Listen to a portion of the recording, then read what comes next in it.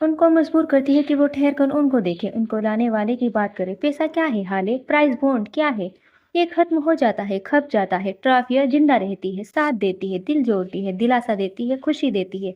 तो अगर किसी की ट्रॉफी है, तो इससे बड़ी खुशकिस्मती क्या है? चंद लम्हों की खुशी देने वाले प्राइस बॉन्ड बनने से बेहतर है सारी जिंदगी साथ रहने वाली ट्रॉफी बन जाए, खुश रहेगी। वो नरमी से कहकर वापस अपने बेड पर जा बैठा था। उसकी बातें ऐसी ही थी, सादा दिल को छू देने वाली। वो लंबी-लंबी तकरीर नहीं करता था, उसकी एक लाइन तकरीरों पे भारी होती थी। तुम कौन हो उमर?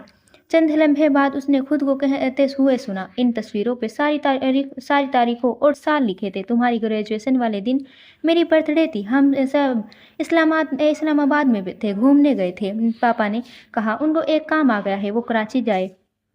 मैंने उनको रोका नहीं, वे नहीं रुके, वो ठहर-ठहर कर बोल रही थी। वो चले गए, तुम उनका काम थे उमर। उसी रात तेज़ बारिश की वजह से फ्लाइट कैंसल हो गई, वो इस्लामाबाद नहीं आ सके। उन्होंने मेरी बर्थडे मिस कर दी और वजह तुम थे। और वो किसी एरे-गेरे के लिए ऐसा नहीं कर सकते। मुझे बताओ तुम कौन हो? वो उसकी तरफ देखती आज़ुर्दगी से पूछ रही थी, जैसे वे बहुत तकलीफ में हो। उमर चंद लम्हे उसे देखता रहा, फिर बोला, हर राज खुलने का एक वक्त होता है। अगर उसको वक्त से पहले खोल देंगे तो थ्रिल खत्म हो जाएगा। हर बात बताई नहीं जाती, वरना बातें अपनी वैल्यू खो दे देता है। मैं कौन हूँ ये बात बताने की नहीं, खोजने की है। कभी आपने फिल्म की स्टोरी सुनकर वो लुत्फ हासिल नहीं किया जो फिल्म से सर्च करके डाउनलोड करके या फिर सिनेमा जाकर देखने में मिलता है।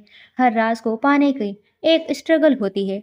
आप अगर स्ट्रगल के राज पाना चाहती हैं, हाली सुल्तान, राज बताए नहीं जाते, खोजे जाते हैं। खोज लगाए और पता कर ले। हाले को उसके ऐसी ऐसी ही किसी बात की उम्मीद थी। वो गुस्से से, रंज से, मिले जुले तासुआत से चंद लम्हा उसको देखती रही, फिर आगे बढ़कर दरवाजा एक दहाड़ से मारती बाहर निकल गई थी।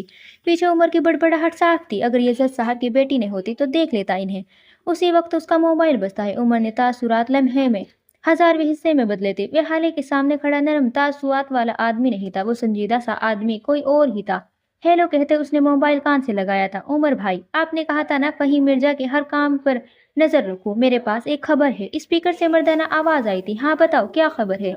सर, उसके बेटे ने अपनी कजन के साथ ज्यादती की है। खबर मिली है कि कोई जाति दुश्मन था। फहीम ये खबर मीडिया और पुलिस को से छुपा रहा है, लेकिन मैं चूंकि उसका पीछा कर रहा था सो मुझे मालूम हो गया। आप कहे तो बात मीडिया में उछाल दूं? हरगिज नहीं।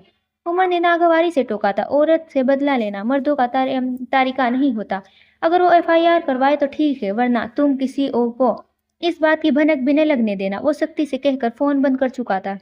ऐसी खबर उसके लिए नई नहीं थी, लेकिन हर बार दरिंदगी के ऐसे वाकयात सुनकर उसका दिल दुखता था। थोड़ी देर बाद इस बारे में सोचने के बाद विसरत झटक कर पास पड़े लैपटॉप को खोलकर काम करने लगा था। दीवार पर लगा बुक शेल्फ उसको काम करते देख रहा था। ये स्टॉल वाले वाक्य के 2-3 दिन बाद का जिक्र है। मई का आखिरी चल रहा था। धूप ऐसी थी कि जिस्म को झुलसा रही थी। ऐसे में अस्पताल के प्राइवेट रूम में बैठा नूर हर एहसास से खाली लग रहा था। नरमीन के पास बेड पे बैठे हुए उसने नरमीन का हाथ अपने हाथ में पकड़ रखा था। आंखों में तकलीफ थी, चेहरा तसुरात। अब आंखें दिल का आईना होती थी। जब तकलीफ आंखों से जाहिर होने लगे तो चेहरे को कुछ कहने की जरूरत नहीं होती। सबसे बड़े अंधे ही वही लोग होते हैं जो आंखों से किसी इंसान का दुख नहीं समझ सके। तुम उठ जाओ नीरू, एक बार बस एक बार उस आदमी का नाम बता दो, मैं उसकी नस्लें खत्म कर दूंगा। तुम एक बार उठ जाओ प्लीज। वे उसके हाथ पर चेहरा गिराए दुख से कह रहा था। उसी वक्त उस कमरे का दरवाजा खोलकर फहीम मिर्जा अंदर दाखिल हुए। नूह ने उसकी तरफ नहीं देखा था। फहीम छोटे छोटे कदम लेते हुए उसके सामने रखे सिंगल सोफे पर बैठ गए थे। वो दोनों काफी देर तक इसी तरह बैठे रहे। कोई कुछ नहीं बोला। बस नरमीन के वजूद से लगी मशीनें आपस में सरगोशी करती रही, बोलती रही। क्या कुछ पता चला?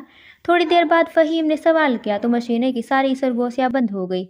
बातें दम तोड़ गई। कुछ नहीं पता चला रहा, कुछ भी नहीं। वो हार कर बोल रहा था। सीसीटीवी खराब थे, बिल्डिंग में किसी ने किसी को आते हुए नहीं देखा, घर का लोग टूटा नहीं है, कोई तोड़ फोड़ नहीं है जिससे लगे कि डकैती की वारदात है। चौकीदार कहता है कि उसे भी कुछ नहीं पता, ने उसने किसी को आते हुए देखा। पार्किंग में खड़ी सारी गाड़ियों का डेटा चेक किया है, कहीं भी कुछ भी नहीं मिला। मेरे पास सिर्फ एक गवाह है और वो इस वक्त खामोश है। जब वो बोलेगी तो मैं उस आदमी को पाताल से भी ले आऊंगा। वो नरमीन के चेहरे को देखता हुआ कह रहा था। फहीम मिर्जा की रुकी हुई सांस बहाल हुई थी। याकूत भी बहुत हर्ट हुआ ये सब सुनकर। फौरन वापस आना चाहता है, लेकिन मैंने ही मना कर दिया। जानते तो हो ना कितना जज्बाती सा है, कहीं कुछ कर ही ना दे। آخر نرمین اس کی ہی بھی بہن ہے، وہ سرسری سا کہہ رہے تھے۔ البتہ ان کا چہرہ ان کا ساتھ نہیں دے رہا تھا۔ نوح نے چہرہ اٹھا کر ان کو دیکھا تھا۔ کہاں ہے یاقوت؟ امریکہ گیا ہے نا؟ 20 مئی کو اس کے دوست کی شادی جو تھی۔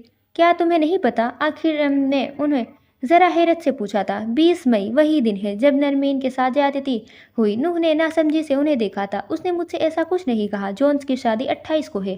اسے میرے ساتھ جانا تھا۔ وہ کیسے چلا گیا؟ فہیم کے چہرے پہ پسینہ آیا تھا، سانس ایک بار پھر حلق میں اٹکی ہوئی تھی۔ یہ تو مجھے تم سے پوچھنا چاہیے نو، اس کے باڈی گارڈ کے کیپٹن تم ہو۔ مجھے تو خود اس نے وہاں جا کر فون کیا ہے۔ کیا تم اسی طرح اس سے بے پرواہ رہتے ہو؟ انہوں نے سارا ملبہ نوح کے سر پر ڈال دیا تھا۔ میں اس بارے میں شرمندہ ہوں انکل، میں چیک کرتا ہوں اسے۔ مجھے یقین ہے وہ جونس کی شادی کے لیے نہیں، مارتھ کے چکر میں وہاں واپس گیا ہوگا۔ بس ایک بار نیرو ہوش میں آ جائے میں سب فکس کر لوں گا۔ نہیں نہیں، اسے چیک مت کرنا، وہ ایک دم بوکھلائے تھے۔ نوح نے عجیب نظروں سے ان کو دیکھا تھا۔ فہیم جلدی سے سنبھل گئے تھے۔ میرا مطلب ہے کہ اسے فی الحال ڈسٹرب مت کرو، ابھی گیا ہے تو اپنے کالج اور یونیورسٹی کے دوستوں سے ملے گا، وہاں زیادہ خوش رہتا ہے، کوئی مشکل بھی نہیں پیدا کرتا، اسے وہیں رہنے دو۔ تم فی الحال نرمین بیٹی کا سوچو۔ نوح نے چہرے پر ایک بار پھر تکلیف تھی۔ کچھ ملتا ہی نہیں، کوئی ثبوت، کوئی نشانی، کچھ بھی نہیں۔ لیکن ایک بات طے ہے، وہ جو کوئی بھی ہے اس کی بہت آگے تک پہنچ ہے، شاید مجھ سے کہیں زیادہ۔ وہ جینیس ہے، وہ سوچتے ہوئے کہہ رہا تھا۔ ASP کے بارے میں کیا خیال ہے؟ فہیم نے سوچو کہ ایک رخ دیا تھا۔ نوح چونک گیا، اس کا اس سب سے کیا تعلق؟ وہ تعجب سے پوچھ رہا تھا۔ فہیم ذرا آگے کو ہوئے تھے۔ اسی کا تو تعلق ہے، تم نے اس لڑکی کو SSP کی گاڑی میں کی ڈگی میں ڈال دیا، اس کی نوکری چلی گئی، اس کے پر انکوائری بیٹھی ہے، اس کی عزت تباہ ہو گئی، اس لڑکی نے میڈیا کے سامنے بیان دے کر اس کی پوزیشن خراب کر دی۔ ظاہر ہے وہ اپنا بدلہ تو لے گا، اور یہ کسی عام آدمی کا کام نہیں ہے۔ تم اس کی پرفیکشن دیکھو، اپنے پیچھے کوئی ثبوت نہیں چھوڑا، اور اگر کوئی ثبوت ہوگا بھی تو پولیس والوں نے مٹا دیا ہوگا۔ یہ کالی وردی والے ایک دوسرے کے جتنے سگے ہوتے ہیں اتنے اپنے گھر والوں کے بھی نہیں ہوتے۔ تم اسے چیک کرو نو، مجھے لگتا ہے وہ ان سب میں شامل ہے۔ میں یقین سے کہہ رہا ہوں۔ نو سوچ میں پڑ گیا تھا۔ وہ ایسا آدمی نہیں ہے، میں اسے جانتا ہوں، لیکن میں اسے چیک کروں گا۔ اس نے بات ختم کر دی تھی۔ فہیم مرزا نے سکون سانس لیا تھا۔ بلائے ان کے بیٹے کے سر سے ٹلے، پھر چاہے کسی کے بھی سر پہ آئے۔ یہاں سے چند کلومیٹر دور عمر حیات کے بنگلے پر صبح تازہ تھی۔ وہ ہالے سے بات کرتا ہوا گاڑی کے قریب جا رہا تھا۔ ہالے بے تاثر چہرے کے ساتھ اس کے ساتھ جا رہی تھی۔ اس نے سفید لمبی قمیض کے ساتھ سفید ٹراؤزر پہن رکھا تھا۔ پیروں میں زرد ہیلز، بال آدھے کیچر میں بندھے، آدھے کمر پر جھول رہے تھے۔ وہ چہرہ میک اپ سے پاک تھا، اس کی آنکھیں سوجی ہوئی تھی۔ وہ دونوں گاڑی کے قریب پہنچ گئے تھے۔ ابھی وہ دونوں اندر بیٹھے ہی تھے کہ چوکیدار نے دروازہ کھولا اور ایک گاڑی اندر آئی۔ عمر نے گاڑی پہچان لی تھی۔ وہ ذرا سا مسکرایا تھا۔ اس کے وپریت گاڑی سے نکلنے والا آدمی دل کھول کر مسکرا رہا تھا۔ آنے والے کی عمر 30-32 کے قریب تھی۔ صاف رنگت، مناسب نقص۔ وہ اپنے بازو واقع عمر کے قریب آیا تھا، پہلا ہاتھ کا پنجہ ملایا، پھر دونوں گلے لگے۔ چند لمحے بعد دونوں الگ ہوئے اور عمر سے میرا سلطان کی تعزیت کر رہا تھا۔ عمر نے بس سر ہلایا تھا۔ اسی وقت نئے آنے والے کی نظر ہالے کی جانب گئی تھی اور اس سارے منظر نامے میں مس فٹ تھی۔ اس سے پہلے وہ کچھ پوچھتا، یہ میری بیوی ہے ہالے سلطان، اور یہ میرا دوست ہے، بزنس پارٹنر سردار خان۔ عمر نے باری باری دونوں کا ایک دوسرے سے تعارف کروایا تھا۔ سردار تو ہکا بکا سا انہیں دیکھے گیا۔ تمہاری شادی کب ہوئی؟ مجھے بتایا کیوں نہیں؟ وہ بہت مشکل پوچھ سکا۔ ہم شام میں ملیں گے، اوکے؟ عمر کا لہجہ نارمل تھا، لیکن آنکھیں چیتاونی کر رہی تھی۔ وہ اسے جلد سے جلد یہاں سے بھیجنا چاہتا تھا، لیکن کیا سردار اپنی نئی نویلی بھابھی سے ملاقات کے بغیر جا سکتا تھا؟ السلام علیکم بھابھی، کیسی ہیں؟ وہ عمر کو نظر انداز کر کے نہایت ادب اور شائستگی سے پوچھ رہا تھا۔ ہالے جو مارے بندھے کھڑی تھی، اس طرز مخاطب سے جل بھن گئی تھی۔ میں ٹھیک ہوں مسٹر سردار، اور میرا نام بھابھی نہیں ہالے سلطان ہے، آپ مجھے مس سلطان کہہ سکتے ہیں۔ خواہ مخواہ کی رشتہ داریاں کاٹنے کی شوقین نہیں ہوں میں، آئندہ دھیان رکھیے گا۔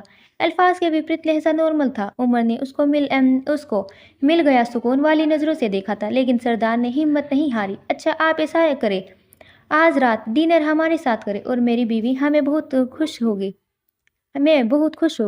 اور آپ دونوں کی ایک دوسرے کے ساتھ خوب بنے گی۔ آپ نے جو ڈریس پہن رکھا ہے نا، میری بیوی نے بھی سیم ٹو سیم ایسا ڈریس لیا تھا، آپ دونوں کی پسند بہت ملتی ہے۔ وہ ابھی کچھ اور کہتا جب عمر نے اپنا بوٹ والا پاؤں اس کے پاؤں پر رکھ کر زور سے دبایا تھا۔ سردار خاموش ہو گیا تھا۔ حالانکہ की रंगत बदल गई थी। क्या मैंने कुछ गलत कह दिया? वह हैरान हुआ। हाले के 1000वें हिस्से में संभल गई थी। I can pay for it. मैंने आपकी बीवी के कपड़े इस्तेमाल किए आपकी इजाज़त के बगैर। ये एक अनुचित हरकत थी। मैं आपकी बीवी से बात कर लूँगी इस बारे में। मुझे वाक़ई ऐसा नहीं करना चाहिए था और मैं खाना ज़िंदा रहने के लिए खाती हूँ, खुश रहने या रखने के लिए नहीं। वह कह रही थी, वह कह रही थी, नहीं थी बल्कि तेज़-तेज़ कदम चलते अंदर बढ़ गई थी। उसका चेहरा शर्मिंदगी से सुर्ख हो गया था। ये इन्हें क्या हुआ है? सरदार अब भी हैरान था। ये तुम्हारी बीवी के कपड़े हैं। चलो मैं तुम्हें सब बताता हूँ। वे अंदर की जानिब कदम बढ़ाते बात कर रहा था। सरदार उसके पीछे चल पड़ा था। थोड़ी देर बाद दोनों ड्राइंग रूम में बैठे थे। उमर उसे अपनी निगाह से लेकर अब तक की सारी बातें बता चुका था। सरदार अब भी हैरान हो चुका था। मतलब ये जो मैंने और मेरी बीवी ने फिल्म में शादी की, तुम्हारी शादी के मुकाबले तो वे किसी फिल्म का ट्रेलर भी नहीं थी। हम दोनों ने नवाब शाह में मंगनी की, बलूचिस्तान में कव्वाली रात रखवाई, लाहौर में मेहंदी बारात, इस्लामाबाद में हनीमून के लिए हम पेरिस गए। इस सारे अरसे में हमने अपने मोबाइल फ़ोन ऑफ रखे ताकि बाहर की दुनिया से हमारा कोई ताल्लुक ना हो। हमने सोचा था हमारी शादी फेयरी टेल शादी होगी, सारे दोस्त उनकर रश्क करेंगे, लेकिन यहाँ आकर क्या पता चलता है कि तुमने मेरा सारा प्लान ख़राब कर दिया है। वे सदमे में था। हाँ तो तुमसे किसने कहा था ये सारे चौंचले करो? मैं बता रहा हूँ, अगर अपनी इस फजूल फेयरी टेल शादी के लिए शोरूम से 1 रुपया भी लिया तो तुमने तो मैं तुम्हें जिंदा नहीं छोड़ूंगा। और मेरी बीवी के सामने अपना मुंह कम खोला करो। वो शोहर को शोहर नहीं मानती। देवर चले दावतें करने। वे एक सख्त तपा हुआ था। यहाँ से बाहर निकल कर किचन में आई तो हाले किचन में खड़ी शानों को ट्रॉली सेट करते देख रही थी। एक बात बताई, ये सरदार की बीवी के कपड़े यहाँ इस घर में क्या कर रहे थे? आखिरकार उसने पूछ ही लिया, अलबत्ता अंदाज सरसरा था रखा।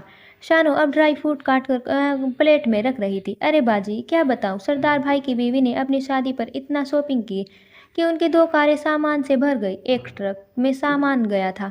नवाब शाह ये जो कपड़े यहाँ रह गए थे ना, कपड़े जिस दिन उस महंगे डिज़ाइनर ने देने थे, उससे एक दिन पहले सरदार भाई और बाजी को नवाब शाह के लिए निकलना पड़ा। अब वो तले हुए कबाब प्लेट में सजा रही थी। फिर क्या हुआ? बाजी ने शोर मचा दिया, उनको आज ही कपड़े चाहिए। बात सिर्फ कपड़ों की होती तो खैर थी। बाजी ने तो दूसरे मुल्क से इतना सारा सामान मंगवाया था, वो भी ले जाना था। उसको भी आने में वक्त लगना था। नेहा बाजी का रोना नहीं खत्म हो रहा था। फिर बड़ी मुश्किल से उमर साहब ने उनको ये कहकर भेज दिया कि वो सारा सामान ले आएंगे। बाजी और उनकी बड़ी दोस्ती है, एक ही कॉलेज में पढ़े हैं ना। खैर जिस सुबह उनको नवाब शाह जाना था, उसी सुबह उनका और आपका निकाह हो गया। अब वो केतली में चाय डाल रही थी। बाकी क्या सामान था? हाले इस सारे वक्त में पहली बार बोली थी। बर्तन थे, सजावट के सामान थे, पेंटिंग्स थी। वो नहीं है होता उस वक्त। अल्लाह जाने क्या गंद मंगवाया था अपनी दोस्त से। उमर साहब की गाड़ी कितनी बड़ी है, देखी है ना? सारी मुंह भर गई थी। फिर भी सामान पूरा नहीं आता था। आपको पता है, वो अभी कुछ और कहती कि जब हाले ने बीच में उसे टोक दिया। मेहमान को इंतज़ार नहीं करवाते, जाओ पहले सर्व कर आओ, फिर मेरे साथ मॉल चलना, कुछ कपड़े चाहिए मुझे। शानो सिर हिलाते ट्रॉली घसीटती आगे बढ़ गई थी। हाले को अपनी बातें मनवानी आती थी, उसे हुक्म देना आता था। वे मुलाजमीन को झिड़कती थी, न हद से ज़्यादा नरमी दिखाती थी। उसका लहजा संतुलित होता था, अंतिम ठोस लहजा जो बुरा भी न लगे, जिसका इनकार भी न किया जा सके। उसके लहजे में एक रुआब था। वे कभी भी अपनी उम्र और अपनी क्लास की लड़कियों की तरह जिद्दी और मगरूर नहीं रही थी।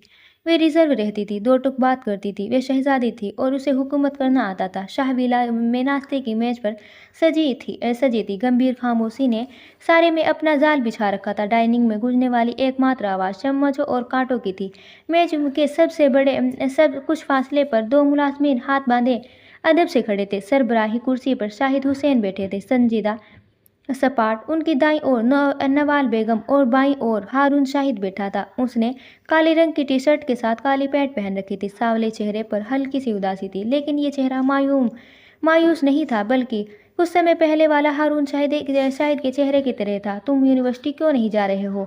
चम्मच और कांटों के बीच शाहिद हुसैन की भारी आवाज़ गूंजी। हारून ने दांतों से स्लाइस को कोना काटा, जूस का घूंट भरा और अपनी सुरमई आंखों से अपने बाप को देखा। दिल नहीं है, 3 शब्दों वाला लापरवाह जवाब। शाहिद ने चेहरे पर कोई असर नहीं हुआ। वे उसी तरह नाश्ते से हाथ रोके बैठे रहे। ठीक है, फिर मेरे साथ राजनीति में आ जाओ, मैं तुम्हें अपनी जगह पे ले आ जाऊँगा। تمہیں ان لوگوں سے ملواؤں گا اور تمہارا پریچے کرواؤں گا۔ اوہ موڈ نہیں ہے۔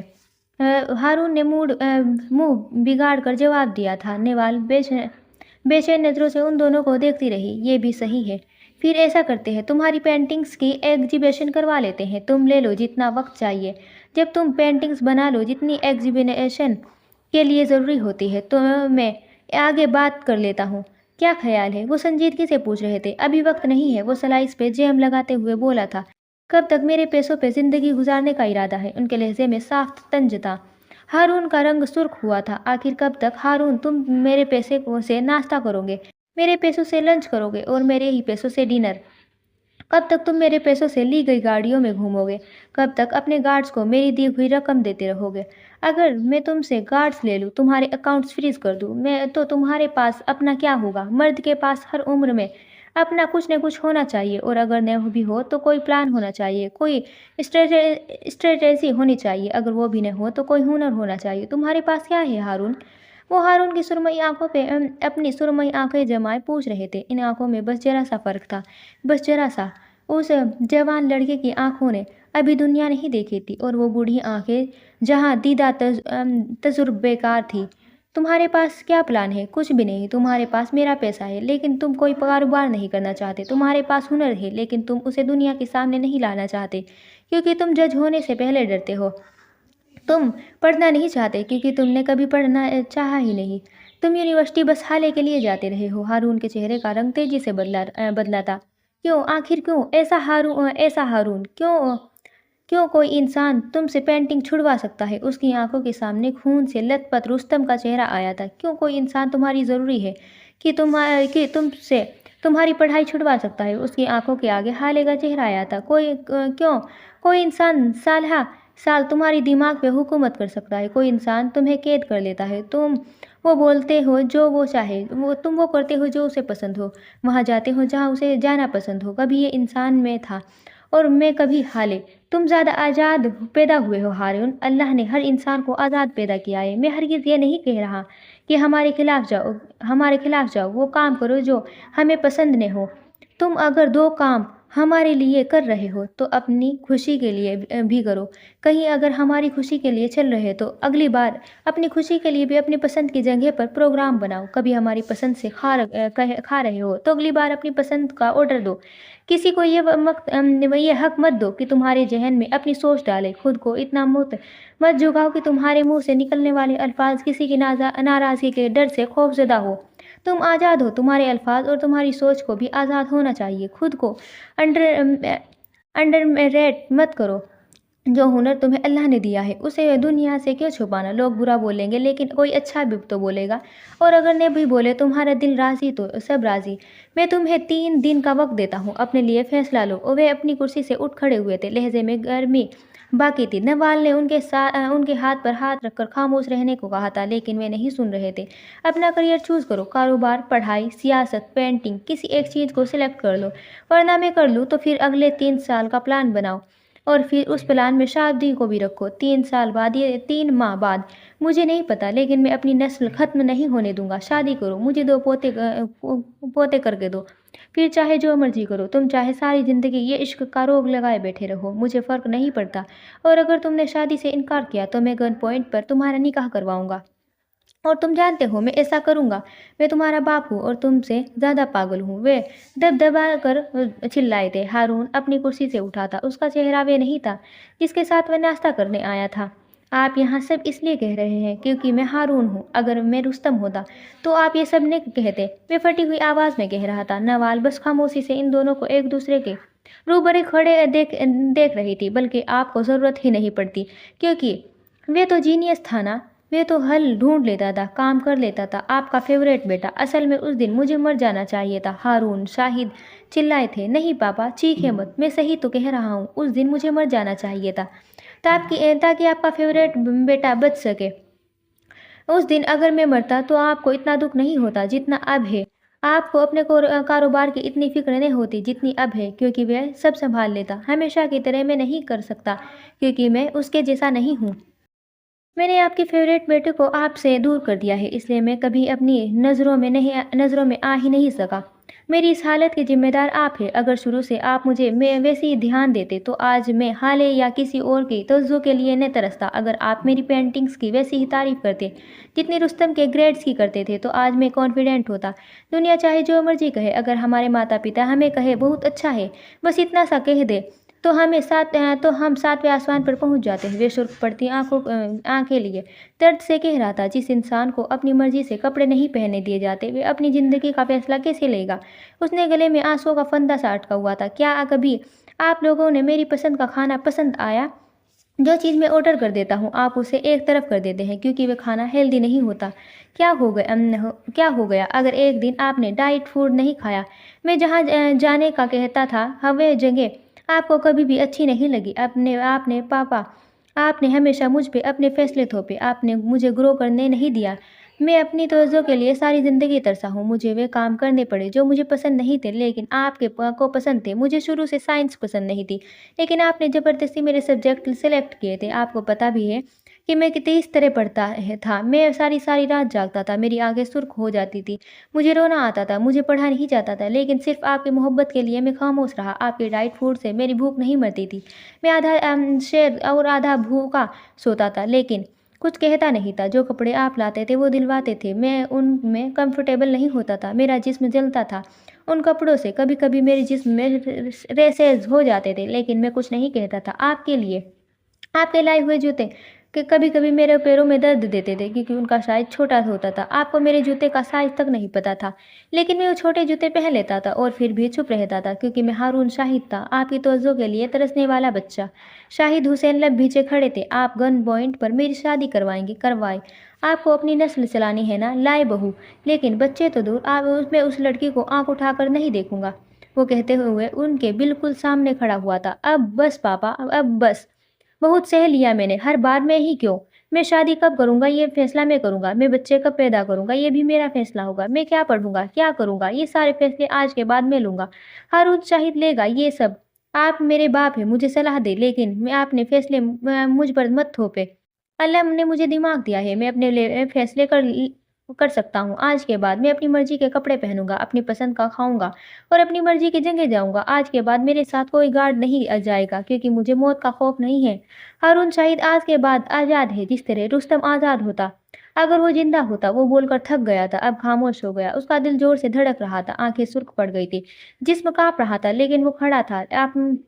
अपने लिए खड़ा था। शाहिद चंद लम्हे इसी तरह खड़े रहे, फिर आगे आए, हारून की आंखों में आंखें डाली और कहना शुरू किया, शादी के 4 साल हमारे यहाँ औलाद नहीं हुई थी हारून। उनका लहजा धीमा था, पुरसोज था। 4 साल बाद अल्लाह ने मुझे 2 बेटे दिए। ये वो वक्त था जब आपा औलाद न होने की वजह से सदमे में रहती थी। परेशान, मायूस हारून ने चाहते हुए भी सुनने लगा। जब मेरी गोद में 2 बेटे आए तो मेरे दोस्त और अजीज रिश्तेदारों ने कहा कि मैं एक बेटा अपनी बहन को दे दूं, वरना कहीं मेरी बहन को तलाक न हो जाए। हारून ने सर उठाकर शिकायती नज़रों से उन्हें देखा था। मुझे ऐसा लगा था जैसे किसी ने मेरा दिल निकाल लिया हो। मैंने इनकार कर दिया। लोग मुझ पर दबाव डालने लगे, मुझसे कहने लगे कि रुस्तम को मैं अपने पास रख लूँ और हारून वो वैसे भी कमज़ोर है, असाब का बच्चा है, मैं उसे अपनी बहन को दे दूँ। उन्होंने तुम्हारा नाम लिया तो जैसे मेरे दिल पर उल्टी छुरी फेर दी हो। मैंने अपनी बहन की तलाक मंजूर कर ली, लेकिन मैंने अपने बेटों का सौदा नहीं किया। हालांकि मेराज भाई ने उन्हें नहीं छोड़ा, लेकिन फिर भी हारून मैंने तुम्हें गवाह नहीं किया। मुझे अगर सिर्फ रुस्तम अजीज़ होता तो मैं तुम्हें उनके हवाले कर देता। नवाल अजीज़ अजीब सी नज़रों से उन अपने शौहर को बोलती देख रही थी। हारून शर्मिंदा खड़ा था। तुम दोनों मेरे बेटे थे, मेरे बाजू थे। क्या कोई ऐसा इंसान होगा जो एक बाजू कटवाना मंजूर कर ले? कोई नहीं होगा हारून।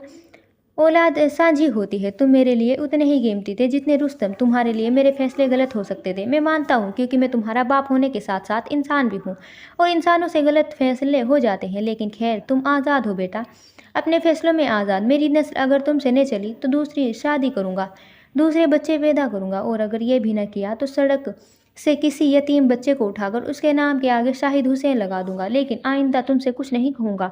तुम आज़ाद हो हारून। वे अब दुख से कहते हुए वहाँ से चले गए थे।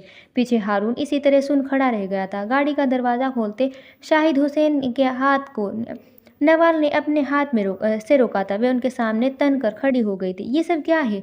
वे सुर्ख होती आंखों से गुर्रा रही थी। शाहिद मुस्कुराए थे। सियासत ये सियासत है नवाल, शाहिद वो मेरी जवान औलाद है, गुस्सा करूँगा तो बागी हो जाएगी, प्यार से बात करूँगा तो सर पे चढ़ जाएगा। मैं उसे इमोशनल कर रहा हूँ क्योंकि मैं उससे अपना मतलब इसी तरह निकलवा सकता हूँ। मैं डर गया हूँ नवाल, मैं राज भाई की मौत के बाद डर गया हूँ। उसने नॉर्मल बच्चे भट उसके उनके नॉर्मल बच्चे भटक गए हैं। मेरा कमज़ोर बेटे का मेरे बाद क्या होगा? मैं उसे किसी मुकाम पे लाना चाहता हूँ, वो अपने गम को नहीं देख रहा, लेकिन अंदर ही अंदर वो घुल रहा है। हाले कागज़ उसे खा रहा है। इससे पहले कि वो ख़त्म हो जाए, मुझे उसके लिए कुछ करना होगा। तुमने उससे झूठ बोला शाहिद। हारून अपने रुस्तम की पैदाइश पे ऐसा कुछ नहीं हुआ था क्योंकि मुझे यही आता है। वो तुरंत बोले थे, किससे गढ़ना, मुझे झूठ बोलना, ये मेरा काम है। मैं सियासतदान हूँ, लफ्ज़ों की हेर-फेर मेरा काम है, लोगों के सामने बेचारा बनना आता है मुझे। हारून जानता है रुस्तम उससे ज़्यादा सक्षम है, वो उससे ज़्यादा मुझे मुझे शिकार करता है। वो मुझे डरा रहा था और मैंने बाजी पलट दी। क्योंकि मैं उसका बाप हूँ और उससे ज़्यादा पागल हूँ, वो मुस्कुराते हुए कह रहे थे। नवाल ने इतने आसाब ढीले पड़े थे, नम आँखों की नाराज़गी कम हो गई थी। और तुमने कहा तुम दूसरी शादी करोगे, तुम मेरे साथ ऐसा कैसे कर सकते हो? उनकी आवाज़ में दुख था, शायद हल्का सा। उनके कान के करीब झुके थे। जब चुड़ैलें चिमट जाती है तो उनसे पीछा छुड़ाना मुश्किल हो जाता है। तुम्हें क्या लगता है एक चुड़ैल के होते हुए मैं दूसरी चुड़ैल ला सकता हूँ? वे मकसूद सा कहते हुए पीछे हटे थे। इससे पहले कि नवाल की तरफ से कोई जवाबी कार्रवाई होती, वे फौरन दरवाज़ा खोलकर गाड़ी के अंदर बैठ गए थे। पीछे नवाल पैर पटकती रह गई थी। झूठे राजनीतिक, देख लूंगी तुम्हें, वे पीछे से चिल्लाई थी। गली के दोनों तरफ जमीन की तरफ झुके हुए पेड़ थे। ये तुलनात्मक रूप से एक सुनसान गली थी। दूर दूर तक कोई जीवित प्राणी नजर नहीं आ रहा था। मई की चिलचिलाती धूप में एक बड़ी सी गाड़ी उन्हीं पेड़ों की ओट में खड़ी थी, जिसमें से थोड़ी थोड़ी देर बाद सफ़ेद वर्दी वाला ड्राइवर बाहर निकलता, एक नज़र सारी गली पे डालता और फिर वापस गाड़ी में बैठ जाता। शायद अपने मालिक की तरह ये गर्मी उससे भी बर्दाश्त नहीं हो रही थी। अमीरों के अमीर नौकर। ऐसे में अगर तुम आंखों को जरा छोटा करके देखो तो गली के एक कोने में एक गाड़ी रुकती नजर आएगी। थोड़ी देर बाद उस गाड़ी से एक लंबे कद का मर्द बाहर आया, नीली बटनों वाली शर्ट जिसको मोड़ रखे थे, बाल माथे पर बिखरे हुए थे। सिया आंखों ने सारी गली को आंखों से स्कैन किया था, फिर कदम दरख्त के साए में खड़ी गाड़ी की तरफ मोड़े थे। थोड़ी देर चलने के बाद भी गाड़ी के करीब पहुंच गया था। सफेद वर्दी वाला ड्राइवर बाहर निकल आया था और गाड़ी का पिछला दरवाजा उसके लिए खोला था। वे गर्दन अंदर लिए किए गाड़ी में बैठ गया था। उसके साथ कोई और भी था। कौन भला? सिकंदर शाह, लॉन्ग टाइम साहब, ये मुस्कुराते हुए बोला था। अलबत्ता उसकी आंखों में तपिश थी। सामने बैठा आदमी वैसा बिल्कुल नहीं था जैसा तुमने उसे मेरा सुल्तान के कत्ल की रात देखा था। ये वे आदमी था जिसकी बीवी ने उसे घर से निकाल रखा था और जिसकी बेटी उसकी शक्ल नहीं देखना चाहती थी। ये वे आदमी था जिसके बेटे की मंगनी टूट चुकी थी सिर्फ इस वजह से कि उसका बाप बदकिरदार है। ने वे आदमी था जिसका बेटा मोहब्बत छूट जाने के गम से सारा सारा दिन शराब पीता या नशे के जरे असर में रहता। ये वे था जिसके अस्पताल की रेपुटेशन मिट्टी में मिल चुकी थी। इस आदमी के बैंक अकाउंट उसकी बीवी ने फ्रीज करवा रखे थे। ये आदमी कंगाल था। ये आदमी बेघर हुआ था। ये वे आदमी था जो अपनी सम्मान खो चुका था। ये वह आदमी था जो अपना खानदान खो चुका था, जिस तरह 1 महीना पहले उमर हयात ने खोया था। उमर साहब, मैं आ गया हूँ। आपने कहा था एक दिन आऊँगा। सही कहा था। मैं वाकई मजबूर हो गया हूँ। मुझ पर हर तरह से घेरा तंग हो गया है। कुछ कीजिए। मेरा खानदान तबाह हो गया है। मेरी बेटी मेरी शक्ल तक नहीं देखना चाहती। मेरा बेटा नशे में कादी होने लगा है। मैं आपसे पूछता हूँ, आपको क्या चाहिए? खुदा के लिए मुझे बताएं, आप क्या चाहते हैं? वे बेबसी की आखिरी हद को छू रहे थे। उमर ने एक बेपरवाह नज़र उन पर डाली थी। आप अपने लिए आए हैं शाह साहब, इसलिए आप बताएं, आप क्या चाहते हैं? मेरी चीज़ें मुझे वापस करने के बदले आप क्या चाहते हैं? वे काटदार लहजे में पूछ रहा था। सिकंदर शाह ने बेख्तियार थूक निकला था। सिर्फ एक गवाही। मैं आपसे सिर्फ एक गवाही चाहता हूँ। कैसी गवाही? मेरे बेटे के ससुर से आपके बहुत अच्छे ताल्लुक थे। उनका बेटा आपका क्लास फेलो और दोस्त रहा है। आप बस एक बार, सिर्फ एक बार उनसे के सामने मेरे हक में गवाही दे दे कि वे वीडियो जाली थी। मेरे बेटे की मोहब्बत उसे मिल जाएगी। मेरी बेटी के कॉलेज में आप पिछले माह आए थे और तब से आपको आइडियलाइज करती है। आपको गवाही मेरा खानदान बचा सकती है। खुदा के लिए कुछ करे उमर साहब। मैं आपसे अपने खानदान की भीख मांगता हूँ। मेरा अस्पताल जाए भाड़ में, मेरी रेपुटेशन की मुझे परवाह नहीं। चाहे सारा शहर मुझ पर लानत भेजे, लेकिन मुझे बस मेरा खानदान वापस चाहिए। उन्होंने बाकायदा हाथ जोड़े थे। उमर का चेहरा अब भी बेतासुर था। और आपको क्या लगता है कि कोई मेरी गवाही मानेगा? वे उनके चेहरे पर नजरें जमाए पूछ रहा था, क्योंकि आपकी क्रेडिबिलिटी है, आपका मकाम है, आपकी बात की इज्जत है। मेरा खानदान बचा लीजिए उमर साहब। उनके अंदाज में मिन्नत थी। ये मकाम और इज़्ज़त मुझे अल्लाह ने अमानत में दी है। झूठी गवाही ख़यानत है और मैं ये नहीं करूँगा।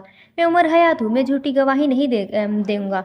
लेकिन मैं आपका मसला हल कर दूँगा। वे सोच-सोच कर बोल रहा था। आपने मेरे ख़ानदान के साथ कुछ गलत नहीं किया, मैं आपके साथ नहीं करूँगा, लेकिन आपने मेरी कुछ चीज़ें मुझसे छिपाई है। मैं माँगने आया, आपने नहीं दी। मैं इन सब के लिए आपने सबक मिल गया होगा। ख़ैर, मुझे आपके बेटे और बेटी का नंबर और आपकी बाकी सारी डिटेल्स भेज दें और मैं देख लूँगा। और आपका सामान, मुझे उसकी डिटेल बताएँ। मैं कुछ भी करके पहले आपका सामान लाऊँगा, चाहे उसके लिए जो मर्ज़ी करना पड़े। वे तेज़-तेज़ बोल रहा था, कहीं से ऐसा न हो उमर अपनी बात से मुकर ही न जाए। मेरी बस एक ही चीज़ रह गई है वहाँ, मिनी कैमरा रिकॉर्डर, लेकिन वह तो मैंने आपको दे दिया था। ओह! वह जो कैमरा आपने दिया था, वह मैंने दरवाज़े की ओट में लगाया था, ताकि वह दरवाज़ा बंद हो तो कैमरा छुप जाए। मैंने एक कैमरा भी लगाया था, जो साहब के बेड के सामने था। वे नहीं छुपा सकता था। वे कैमरा मुझे नहीं मिला। मुझे मेरा सामान ला कर दे। और वे अब्दुल उसे चाहे पाताल से लाए, लेकिन मुझे वे चाहिए। मैं इसे खुद भी ढूँढ सकता हूँ, लेकिन मैं मसरूफ़ हूँ। ये आपका काम है। आप मेरा काम कर दें, मैं उसी दिन आपके ख़ानदान को जोड़ दूँगा। उमर सहूलियत से कह रहा था। सिकंदर शाह अब दुविधा में थे। आप पहले मेरा काम कर देते तो आपकी मेहरबानी होती। उमर साहब, मेरा अस्पताल मेरी बीवी के नाम है। वे मुझे अंदर घुसने भी नहीं देती। घर में मेरा दाखिला बंद है। 1 महीने से होटलों के चक्कर लगा रहा हूँ। मैं घर जाए बगैर, अस्पताल जाए बगैर आपका काम कैसे कर सकता हूँ? उमर ने हुंकारा भरा था। 1-2 दिन तक हो जाएगा आपका काम, और अगर इसके बाद मुझे मेरा सामान नहीं मिला, तो मैं आपके साथ वो करूँगा कि सारी दुनिया देखेगी। मैं कोई आम आदमी नहीं हूँ। बंदा मार कर लाश ठिकाने कैसे लगानी है, ये मैं जानता हूँ। मैं पुलिस वाला हूँ। कानून के सारे झोल मेरी जेब में है, और आप पर इतने केस लगाऊँगा कि आपकी 7 पुश्तों को भी इस केस के कोई ताल्लुक नहीं होगा। न आपने ख्वाब में इन अपराधों का सोचा भी होगा।